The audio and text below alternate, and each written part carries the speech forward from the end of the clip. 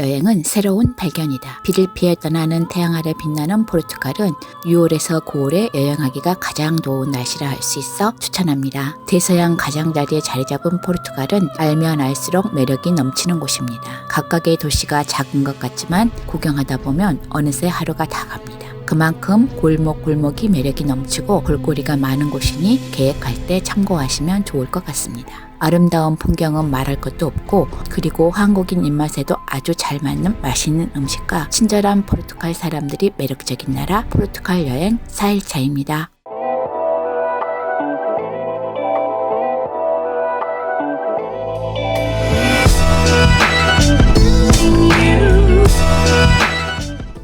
독특한 곡식 저장 창고가 차창 너머로 지나쳐갑니다. 오레오는 이베리아 반도 포르투갈 북서부 지방에서 곡물을 저장하기 위해 지어진 건축물이라고 합니다. 설치류의 침입을 막고 곡물을 오래 저장하기 위해 적당히 한기가 될 수 있게 지어졌다고 합니다. 15세기 무렵부터 지어졌으며 오레오는 지붕의 특성에 따라 몇 가지 유형이 있다고 합니다. 언뜻 보면 무덤 같아 보이기도 합니다. 저는 처음에 독특한 무덤이라고 생각했습니다. 안녕하세요. 오늘은 포르투갈에서 첫 번째 여행지인 포르투 3박 4일 여행을 마치고 리스본으로 돌아가기 위해 국립공원과 해안가 그리고 작은 시골 마을들을 차로 드라이브하면서 포르투에서 리스본으로 돌아가는 영상을 담았습니다. 8박 9일 동안 이틀 정도는 포르투갈을 구석구석 둘러볼 수 있는 방법으로 차로 드라이브하는 것을 추천합니다. 특히 아름다운 포르투갈 자연을 느낄 수 있어 너무 좋았습니다. 포르투갈에서 가장 아름다운 포르투는 첫 번째 여행지로 오랜 동안 기억에 남아있을 것 같습니다. 왜 많은 사람들이 포르투에 감동하는지를 알 것 같았습니다. 동 루이스 1세 다리에서 바라보는 도루강과 붉은 지붕의 마을 풍경 히베이라, 그리고 도루강 옆을 달리는 트램, 세계적으로 유명한 포트 와인, 그리고 친절한 사람들, 세계의 아름다운 장점만 모아서 압축해 놓은 것 같은 낭만적인 도시가 포르투였습니다. 포르투갈의 혼이 담긴 파도 공연을 보지 못해 조금 아쉬움이 남았습니다. 눈, 귀, 그리고 입이 모두 즐거운 포르투갈로 저와 함께 떠나볼까요? 페네다 제레스 국립공원 중산간에 위치한 가이비에이라 마을은 티보와 페네다 성모 마리아 성소 근처에 위치해 있다고 합니다. 가비에이라 마을은 페네다 제레스 국립공원 보호구역 중산간에 위치한 아름다운 마을입니다. 많은 사람들이 포르투갈 여행을 생각할 때 햇살 가득한 해변과 리스본과 같은 분주한 도시를 생각하지만 포르투에서 북쪽으로 불과 1시간 거리에 있는 곳은 다른 세상처럼 보이지만 여전히 포르투갈 특유의 장소입니다. 페네다 제레스 국립공원 또는 간단히 제레스는 포르투갈 최초이다 유일한 국립공원입니다. 이 지역은 북쪽 국경까지 걸쳐 있으며 이 지역의 고대 간섭을 그대로 유지하기 위해 1971년에 국립공원으로 지정되었다고 합니다. 가장 초기의 거주 흔적은 기원전 6000년경으로 곳곳에 흩어져 있는 신석기 무덤에서 알 수 있다고 합니다. 로마의 도로, 교랑 및 이정표 표시는 방문자에게 한때 두드러진 로마의 영향과 12세기 이후의 영향을 보여준다고 합니다. 황량했던 산간지대를 갈아엎고 개간하여 밭과 목초지가 어우러진 아름다운 패치워크 효과를 만들었다고 합니다. 제레스는 많은 도로가 외딴 마을과 공원의 아름다운 전망을 연결하기 때문에 자동차로 쉽게 둘러볼 수 있습니다. 하지만 가장 좋은 방법은 차를 주차하고 산책로를 따라 걷는 산책이라고 합니다. 이곳에서 아름다운 폭포와 물놀이를 즐길 만한 강변을 발견할 수 있다고 합니다. 제레스 국립공원의 공식 상징인 노루를 조심해야 한다고 합니다. 노루들은 사람들이 사는 마을에서 음식과 은신처를 찾기 위해 많은 노루들이 마을에 나타난다고 합니다. 운이 좋으면 남해으로 거의 멸종위기에 처한 이베리아 늑대가 서서히 다시 살아나고 있는 희귀한 목격담을 만날 수 있다고 합니다. 다른 동물로는 구부러진 뿔이 있는 작은 스페인 아이벅스와 종종 산에서 먹이 주변을 맴도는 유럽 독수리를 비롯한 여러 종류의 조류를 볼 수 있다고 합니다. 점심 식사를 위해 유명한 맛집을 찾아 페네다 제레스 국립공원 중심부에 있는 순례자들에게 유명한 페드로 듀 카스텔로 레스토랑을 찾아갔습니다. 페드로 듀 카스텔로 레스토랑은 페네다 제레스 국립공원의 중심부에 있는 세라다 페네다 산맥의 카스트로 라보레일로 마을에서 가장 오래된 레스토랑이라고 합니다. 30년 전에 문을 열었고 테라스가 있던 자리에 100개 정도 좌석이 있고 전면이 유리로 된 통창으로 되어 있어 제레스 국립공원의 아름다운 풍경을 바라보며 맛있는 식사를 즐길 수 있는 곳입니다. 메뉴에서 가장 많이 찾는 요리는 전체 요리 중 훈제고기와 대구 요리 또는 빵, 디저트용 쌀 푸딩이라고 합니다. 미라드로듀 카스텔로 레스토랑의 주방장은 카리스마 넘치는 여주인 마리아이고 그녀를 돕는 남편 안토니오가 모든 요리를 한다고 합니다. 포도 수확 시기에 이민자들을 초대해 와인 축제도 여기서 열린다고 합니다. 그리고 이곳은 스페인 카미노 데 산티아고 순례자들의 숙소이자 많은 순례자들이 찾는 레스토랑이라고 합니다. 작은 마을이라 이곳에 몇 개의 레스토랑과 숙소가 모여 있는 것 같습니다. 꽤 많은 관광객들도 버스로 찾아오는 것 같습니다. 레스토랑 바로 옆에 제레스 산맥을 바라볼 수 있는 전망대가 있어 아름다운 풍경을 감상할 수 있는 곳입니다. 제레스 산맥의 중앙 지역에 있는 고도 1545m 네보샤봉과 고도 1458m 폰테리아봉에서 가장 높은 지점이 있는 산악 지역을 마주하고 있는 곳입니다. 포르투갈 국경을 넘어 스페인 오렌소 지역을 달립니다. 사실 어디서부터인지 정확하게는 모르지만 포르투갈과 다른 느낌입니다. 특히 주택의 형태가 다르게 보입니다. 사실 정확하게 포르투갈과 스페인 국경 지역 마을을 구분짓는 게 첫 방문이라 쉽지가 않습니다.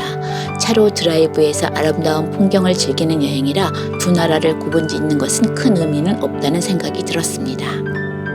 포르투갈 북부 지역과 스페인의 갈리시아 지역의 페네다 제레스 국립공원은 생물권 보존지역입니다. 생물권 보존지역으로 제한된 이 지역은 온시 시대부터 현재에 이르기까지 고대 인류의 거주였다고 합니다. 생물권 보존지역은 유네스코에 의해 2009년 5월 27일에 선언되었다고 합니다. 선사시대부터 생물권 보존지역의 번주리에 사람들이 거주했으며 자연자원을 합리적으로 개발할 수 있는 농업 및 목축업 기술을 안성하여 자연의 균형 발전을 보장해야 했다고 합니다. 그리고 인간의 활동으로 인해 오늘날까지 탁월한 가치를 지닌 자연 및 문화유산을 보존할 수 있게 되었다고 합니다. 관리 및 생물권 보존지역은 고대 인류의 거주지로 선사시대부터 켈트, 로마 등 그리고 고대의 조직적인 공간 사용을 증명하는 중세 유물을 쉽게 찾아볼 수 있다고 합니다. 하루 종일 달려서 마프라 근처 토마르라는 작은 도시에 도착해 하룻밤 숙박을 하기로 했습니다. 숙소에 집을 내려놓고 식당을 찾아 나섰습니다. 수도시라 영업 중인 식당이 그리 많지 않았습니다. 숙소에서 가까운 베이라 리오 레스토랑에서 간단하게 저녁 식사를 마쳤습니다.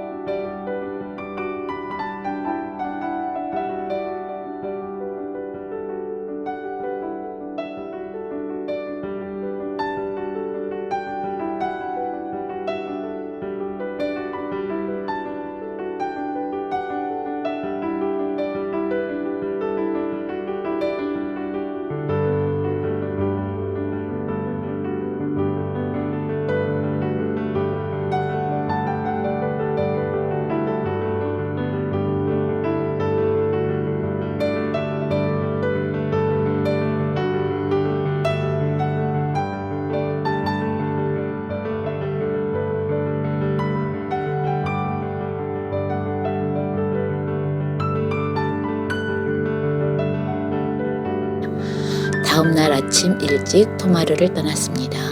도로는 주로 주방도로를 달리는데 포르투갈에서 출발하는 카미노 데 산티아고 길 안내 표지가 보입니다. 그리고 지역마다 다른 누실수 나무가 지역을 특정짓는 것 같습니다. 어느 지역은 끝도 안 보이는 올리브 나무가 들판에 가득하고 어느 지역은 포도나무가, 어느 지역은 사과나무로 온 들판이 가득합니다. 주로 해변이나 국립공원을 가로질러 드라이브를 즐기면서 아름다운 포르투갈 자연에서 힐링하는 시간을 가졌습니다.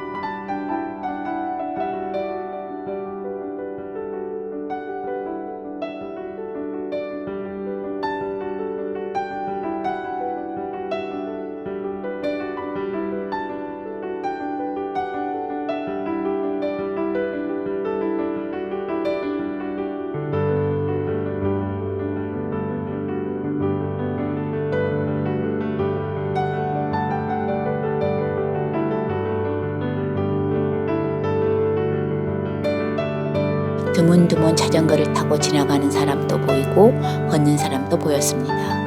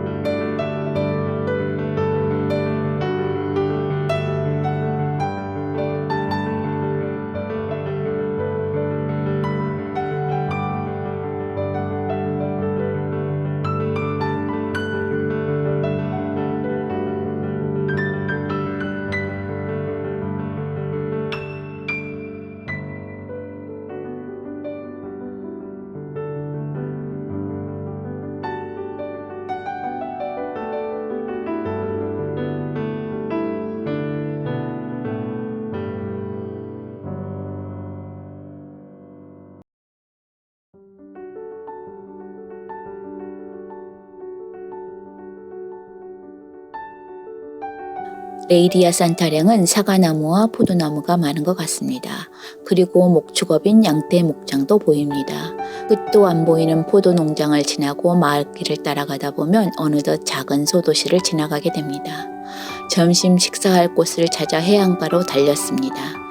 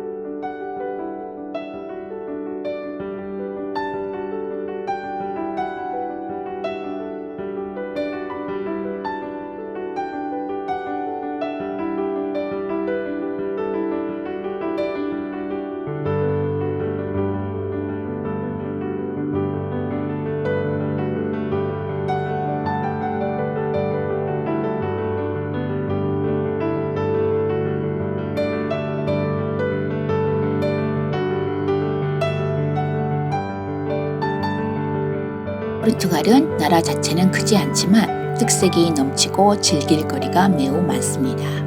작은 도시들도 많아 여러 곳을 방문할 계획이라면 이동 시간을 고려해 기간을 넉넉히 잡을 것을 추천합니다. 포르투갈 물가는 타 유럽 국가에 비해 매우 저렴한 편에 속합니다. 하지만 유명 관광지나 숙소 그리고 교통비는 물가에 비해 저렴하다고 느껴지지 않는 편입니다. 포르투갈 교통은 꽤 잘 되어 있어 편리하게 이용할 수 있습니다. 여행자들이 가장 많이 방문하는 도시 리스본과 포르투에는 버스, 트램, 지하철 등 교통수단이 다양하게 있습니다. 온화한 지중해 기후를 자랑하는 포르투갈은 매우 핫한 관광지로 떠오르고 있습니다. 포르투갈만의 독특한 문화, 풍경, 아름다운 자연 등 다양한 매력을 품고 있는 나라로 국가 자체는 크지 않지만 방문하는 각 도시마다 볼만한 곳도 매우 많습니다. 잘 알려진 에그타르트부터 포르투갈의 명물 대구 요리까지 먹을거리도 매우 풍부하며 한국인 입맛에도 잘 맞는 편이라 편안하게 여행을 즐길 수 있습니다. 포르투갈의 영혼이 담긴 파도 공연, 포르투 와인으로 유명한 포르투에서 경험하는 와이너리 투어 등 이색적인 경험도 할 수 있습니다.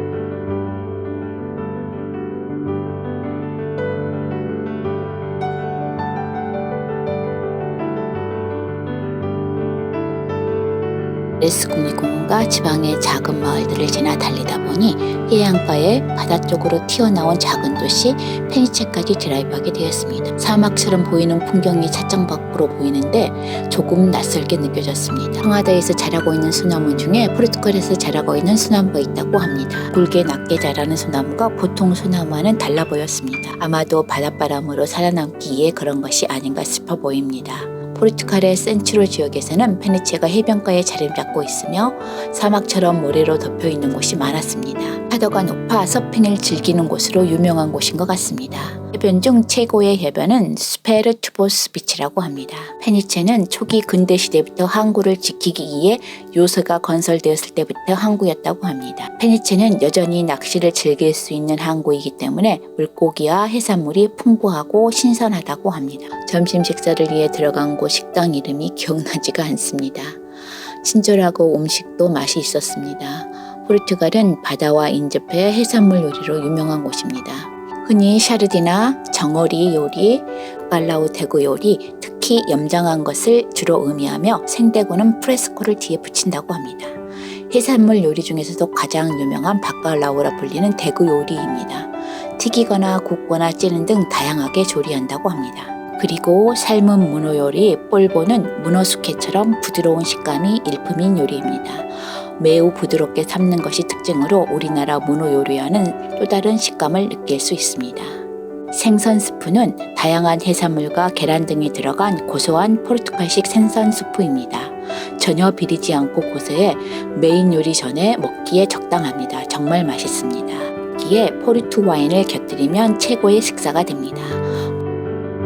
오늘 포르투를 출발해 리스본으로 돌아가는 여정으로 온화한 지중해 기후를 자랑하는 포르투갈은 매우 핫한 관광지로 떠오르고 있는데 포르투갈만의 독특한 문화, 풍경, 아름다운 자연 등 다양한 매력을 하루 종일 국립공원과 지방의 작은 마을들을 드라이브로 즐기면서 리스본으로 돌아가는 마프라 근처 토마르를 거치는 여정은 여기까지입니다. 다음 영상에서 또 만나요. 구독과 좋아요는 영상을 만드는 데 힘이 됩니다. 감사합니다.